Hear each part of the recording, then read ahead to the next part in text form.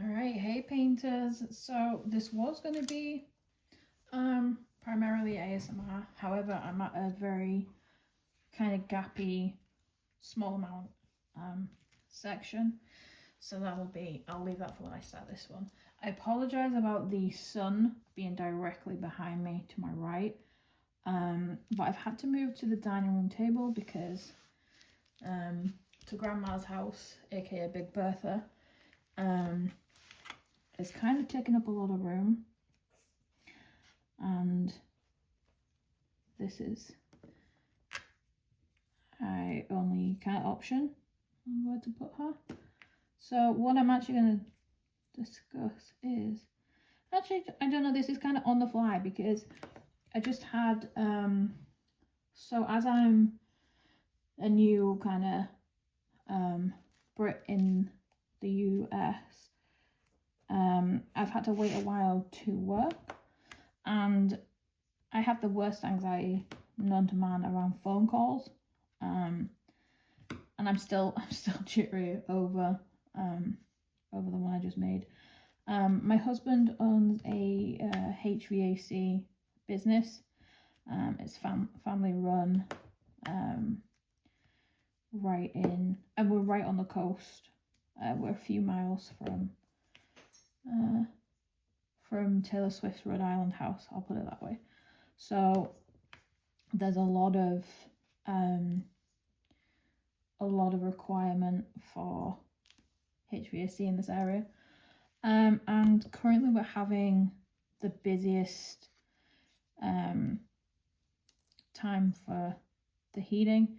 We've had a few frosty days in a row, and it's led to almost a panic, which I kind of find amusing, because I used to live in the middle of nowhere, Scotland, and I couldn't really afford heating, so I used to see my breath inside my house. So the panic that these people call in does make me chuckle. But I just wanted to kind of go through the anxieties that I have. So being a newbie here in living in America, I guess, I had to wait to be able to work. And I've had my card now for a couple of weeks, my work authorization. And the idea was that I would always work for the company, doing office duties and like management that way. And so like doing the bills, taxes, everything like that is completely fine for me. I actually enjoy doing the taxes, which apparently is weird, but hey. But the phone calls is the one thing that's been letting me down. Like, not let me down, but like I feel like a letdown, I should say. Because it's a big part of this, and it's easy for my husband, bless him, he likes to go, oh, it's not so bad, and I'm like, it's hard to explain, but I'm still learning currency differences, speaking differences, accents. They have to hear mine and I understand theirs, kind of vibe. And that's all part of it. I knew I'd find one. And that all plays in my mind through every single phone call. So we've been doing this so that my husband could get back out in the field because he hates the phones. We started out yesterday with doing 1 or 2 calls, and then each day we increase it by 1. So he'll get a lot of voicemails because he's out and about all the time. And at the minute, if they're cleaning, I found 2 more. My eyes are not working. Then we'll write them down now, call them back, essentially. But the way that I react when I call them back, my heart like pounds, I get like shaky, jittery, and I'm still on that now. Like my hands are still shaky. And I did do a call already though, and she was very, very nice, and it went fine. There was no issues. And then it's just the cycle that you build up so much, and then like come down afterwards. Is a little bit of a, you need a second to like to get over it, which I never have before. I've worked in retail management for over 10 years, and yeah, I wouldn't recommend it for anyone. It's absolutely soul destroying, and you see a side of people that you never really thought you would, in the aspect of people can be psychos in retail. But again, so this is why I've shied away from it for a while. I did a degree in between whilst I was in Scotland. I went through a period of homelessness, and once I'd finally found somewhere to live, I decided to study while I got myself back on my feet. And I was still doing my law degree. I did criminology and law, and I was doing that the entire time that me and my husband were getting together. So I was flying over here for 3 months and then flying back for 3 months and trying to do my studies in between that, which definitely wasn't easy. You have to kind of get back into the zone of studying, and I'd have exams whilst I was here. It was just crazy, but I did it, and I managed to get my degree, and then also enough to do a master's, which I did start doing a master's degree. I think it was in crime and justice, and I had to put that to one side because I was then doing a lot of paperwork for the process of moving here and marrying Doug and things like that, and yeah. And that took a lot of time, and it's now been made even. It's a scary time. Not scary necessarily, but daunting, because with the change in president, the green card is now. I only had a few months left of waiting for the final step, the final decision, and now it's been increased by double to a year. Because of the presidency and the now slowing down of all of that. So everything that I have cried through and been interviewed, and I've had 2 medicals and all almost 2 years, by the end of January, it'll be 2 years since I started this process. It drains the life out of you.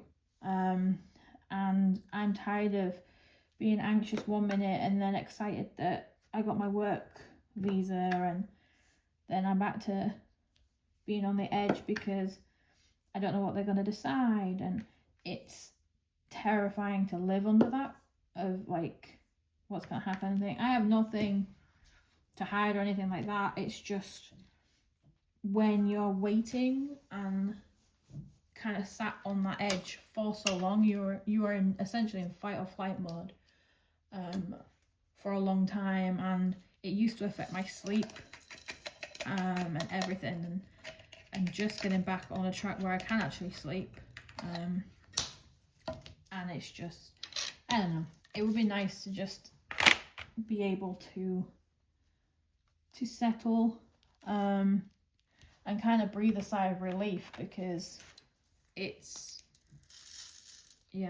just a lot, and I know that a lot of other people are going through the same unknown feeling, but that's another of my anxiety problems, I guess, that's sat there. But I've done that one already, and I knew I'll have missed it. So this is why diamond painting has become such a focus. I like to do it just settles me a little bit, but it gives me a focus, because I can quite easily wake up one day and not want to do anything at all, and then in the back of my head it's like, oh, I've got this that I want to see the progress on and see how that carries on. But this is where we're at. So I started doing this. I think I mentioned it in my first video, but I cannot remember. I started doing these because of my gran, and when I completed those two that I found in a house after she passed, they were the little baby Amazon ones, and you get down the path of I don't know where I started buying them from. I think it was quite a lot on Amazon, and the more I did of those, I did, like, you know, like when you do a deep dive of where they are, and I ended up building up my stash from there. And at the time I was still building up from homelessness. I think because it was right around the same sort of time I moved up to Scotland, and to live with my partner, and literally middle of nowhere Scotland, up in the Highlands, and I was away from everyone, and I'd never really lived away from them that far before. And I used to always be around at my gran's. Like, she was my ultimate best friend, so I was always around at my gran's, and I'd be there till like midnight, and we would just be chatting absolute anything, putting the world to rights and whatnot. And she met my partner at the time, and it was just as I was leaving. We had this like big meal before I moved, and we were all prepared and things, and we came back down a few months later for Christmas. But that was the last time I saw her, which is naturally a massive regret for me, because it's one of the things that I grew up with, that woman and my granddad. They were quintessentially my parents. I had my parents, but that's a completely different story. But my mother's parents were always there, and so I feel like I let her down a little bit. But the diamond painting is one of the things that I won't let her down on again. We were I became homeless after kind of a sudden decision by my partner at the time. I definitely wasn't expecting it, and it was only a few months after. So I'd moved everything up there, and my life, and given up my job and everything, and then I could have gone home, but at the time I was and this was just after COVID / during COVID, I think, because there was a few restrictions still in place, and I was essentially instructed by my doctor at the time to not live with my parents. I don't want to put on here why, but essentially I was just told not to, and because it apparently wouldn't be medically safe for me, so I didn't. But then that meant that I stayed up in Scotland and kind of tried to do it by myself, which took a little bit longer than I think anybody would ever think it would take. So having the degree or working on the degree at the time was my lifeline, essentially, to make sure that I didn't lose complete track of everything. And my gran was still around at that point. I already knew my husband we all met, my ex, me, and my now husband met on a mobile game, and so we were all friends before And then I noticed that my now husband at the time was going through a rough patch, and like he wasn't talking, like there was something obviously wrong. He was a very big personality in our group, and my ex at the time was really good friends with him. I would say they were best like online friends, and he refused to check in on him. And I was like, what are you doing? Like, he's been such a good friend, and you're not even going to check in and see if he's okay. And this was at the time we were technically split at this point, but I was living on the sofa, and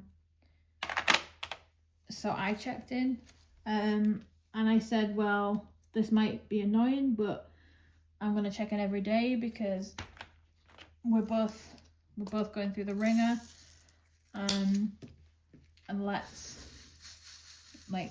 help each other. So I would check in, we would equally chat with each other all the time, whenever we kind of needed.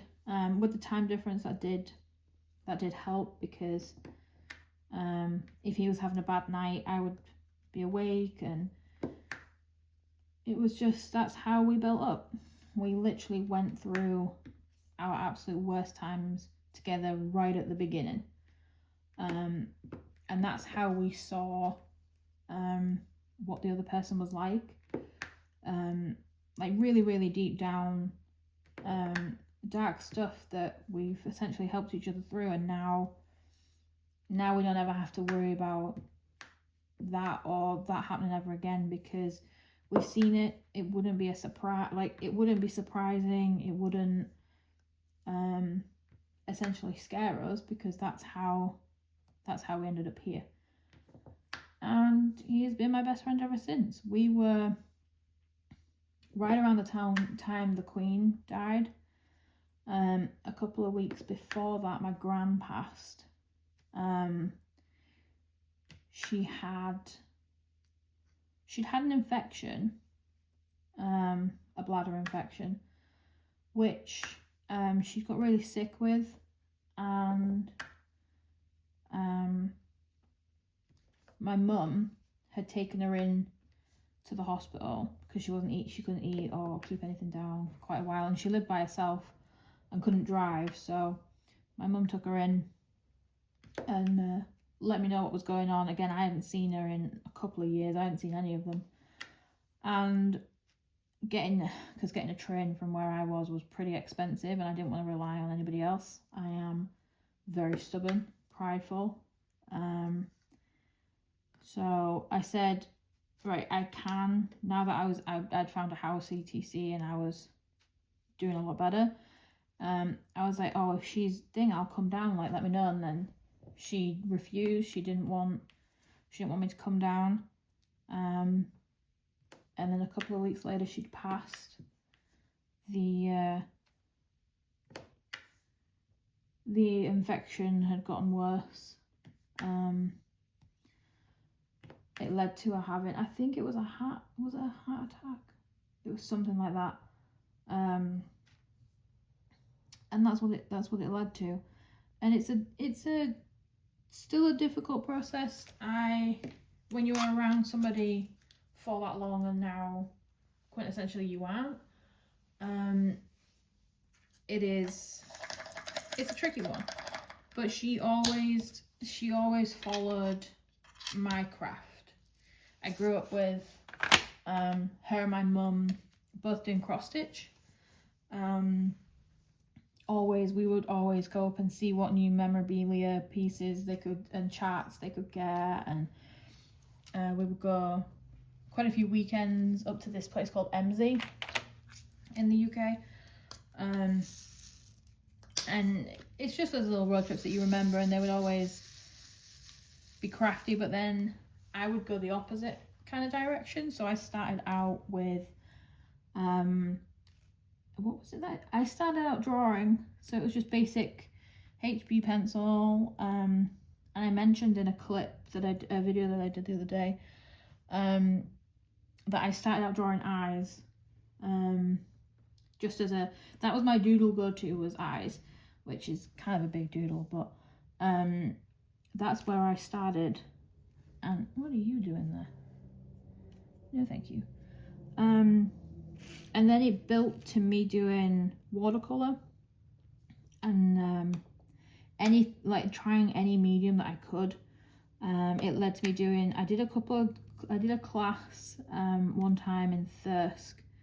I'd won it for my birthday, which is not how everybody thinks, but I'd won a discount for this artist that I'd followed for quite a while, Emerson Mays, and I'd used him for a that sounds very wrong. I'd used him as a study for my art project, and I'd seen that he was doing these charcoal classes, so that's what I'd won a discount, and I went, and I was the youngest person there, and it was, I think Charlie's getting bored of me talking because he's huffing.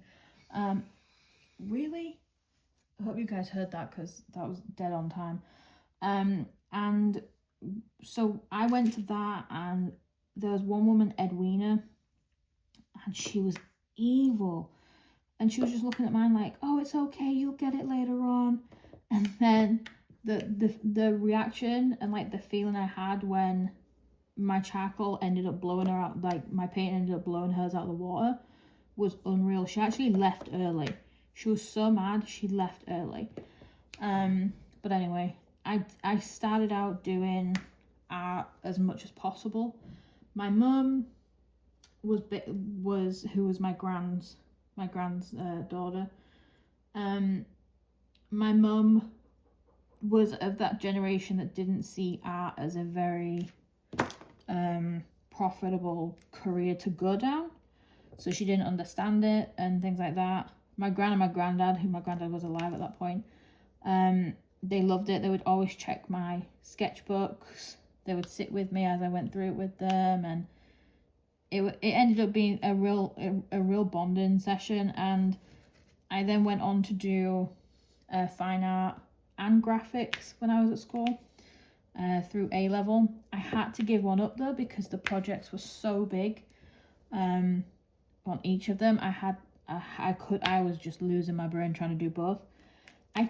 Sometimes I wonder if I chose the right one. I dropped graphics, which I always partially wonder if I regret that, because and I kept fine art, which it's such a rickety, it's hard to get a grade that is, because it's up to everyone. Like somebody else's version of fine art that's good could be different to others. So I wonder if I picked the wrong one, but I did carry on with fine art through A level, and I then went to college to do a foundation degree in fine art. I had a choice of 3 because of the work that I took. And again, it's seeing people's reactions to my artwork has always made me the happiest. It's not even at that point an ego thing. It's when you see that person hasn't like thought that far ahead, or they've not had, like, we all get the same, you'd always get the same sort of heading, or ours was something in chaos, and then you interpret from that, and it would be so good seeing everyone's interpretations of it, but then knowing that they didn't think about it the way you did. That's always what's intrigued me about art in general. And so then when I went to, I ended up picking York College to do my foundation degree. After that, I had a bad year because there was, again, you're in a big group of other people that specifically want to, I'm trying to find this. Oh, they're there. Is that a star? Yes. You're with other people that also have big ideas, big personalities, and I made the mistake. I was working on a very big piece. At that point, I'd grown into loving acrylic and ink, and I always worked with layering my pieces. So I would layer, strip it back, add a layer of something else, and I would continue to do that.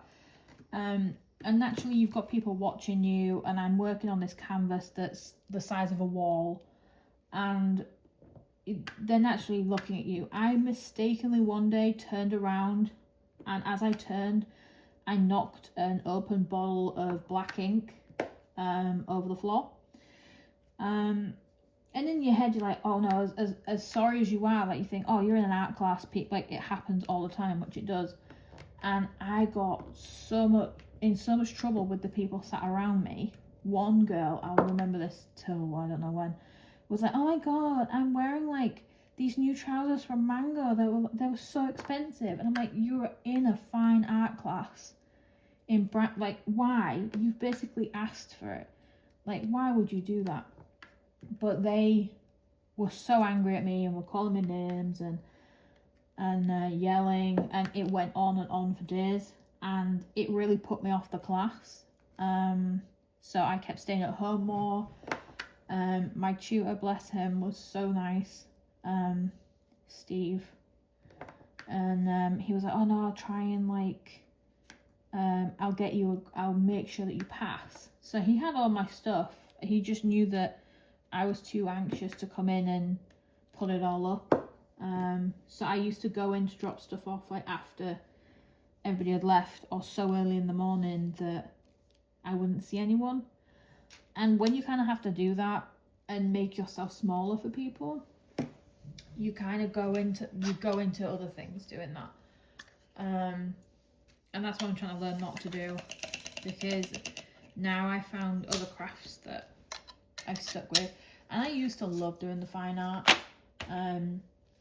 After that I could have gone to uni straight away, but I chose not to. Again, another regret, but also not, because I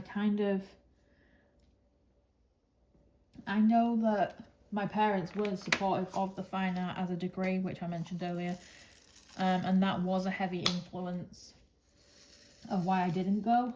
But I was also too afraid. I was like, oh no, what if I go and I have the same situation happen again, where people just pick and pick and pick, and I'm constantly uncomfortable, and I have to stop. I guess what I'm talking about is because I have to stop doing that. I'm now 32, almost 33, and I still let people make me feel small. And I've been making strides to stop that, and kind of put me first, which I think would make my gran proud, because she'd always wanted that. So that also keeps me going forward.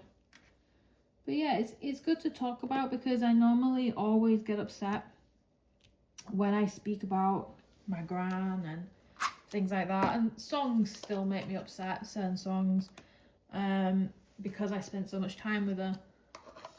I'd see her in every single mood or thing possible, and we are a lot alike. I picked up a lot of her accent. She was originally from Essex, so South London, which I don't even know if it's South London, but it's London, or a suburb. And her accent, I used to grow up with that, but now I speak with a Yorkshire Essex mix, and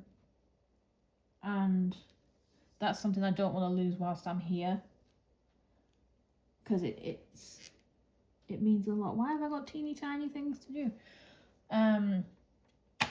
So yeah, so that's how I got into diamond painting. I probably squirreled off somewhere and lost thing, but essentially I've always been crafty, and I think now it's nice that I don't have anybody telling me to regret being crafty or enjoying it or anything like that. And it is a way that I keep gran around and doing something that she was clearly interested in, but never got to actually fulfill. that's another thing that will probably keep me diamond painting at least until my stash is done. Which, saying that, my stash is never empty. So it might be a while, guys. But to Grandma's house is going very well. I'm actually really enjoying it, like kind of seeing how everything builds. I was expecting a lot more white coloured drills from the actual picture I'd seen online. But it's more blue from, I'll see if I can lift it, but it's definitely more blue. These are the colours that are mainly here, and any spares or separate colours are in this baggie holder. So I have been keeping them here. The stickers do come off a little bit, but I just press them back on. Again, it's not a problem. But I keep my spares in here, or any that, and I keep them stickered so I know where they are. Just because I find that a little bit easier than emptying out another 20, 25 into baggies or containers and things like that. So it's just another way you can do it. But yeah, now I'm at the little scrappy sections on my second. I'm trying to keep these sections big so it's not so confetti heavy, but then also has the colour block in so it keeps it interesting as I go along. Because there is nothing worse than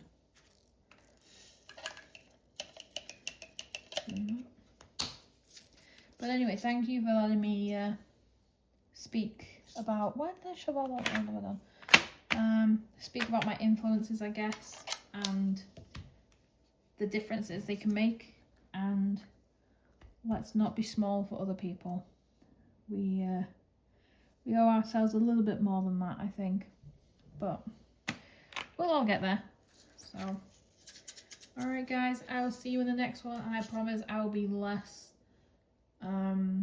morose, morbid, down. But I've always said I will be completely realistic and real in how I speak and what I speak on. And we all got here into